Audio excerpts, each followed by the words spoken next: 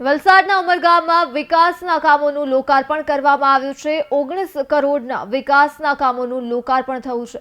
નાણામંત્રી કનુભાઈ દેસાઈ પણ આ લોકાર્પણ નિમિત્તે હાજર રહ્યા હતા।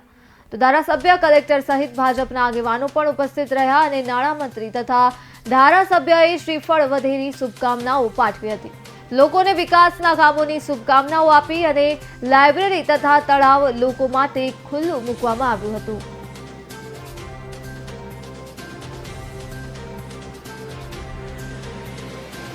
अपना देशना यशस्वी वडाप्रधान माननीय नरेंद्र मोदीजी જ્યારે ગુજરાતના મુખ્યમંત્રી હતા ત્યારે તેમણે નગરપાલિકાઓના વિકાસ માટે મુખ્યમંત્રી સ્વર્ણિમ યોજના શહેરી વિકાસ યોજના જે જાહેર કરેલી એના લીધે સમગ્ર ગુજરાતની નગરપાલિકાઓનો સુંદર વિકાસ થયો છે અને એના અંતર્ગત આજે આ વિસ્તારના લોકપ્રિય ધારાસભ્ય રમણભાઈ અને જિલ્લા કલેક્ટરની ઉપસ્થિતિમાં ઉમરગામ નગરપાલિકાના વિવિધ કામોના ખાતમુહૂર્ત તથા લોકાર્પણ કરવામાં આવ્યા।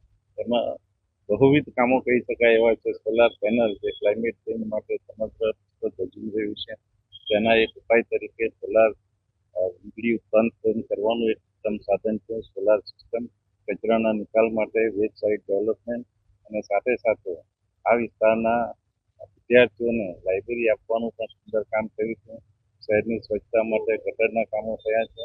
આવા અનેક કામોનું લોકાર્પણ અને ખાતમુહૂર્ત આજે થયા છે। નગરપાલિકાના પ્રમુખ શ્રી મનીષભાઈ અને એની સંપૂર્ણ ટીમને ખાસ અભિનંદન।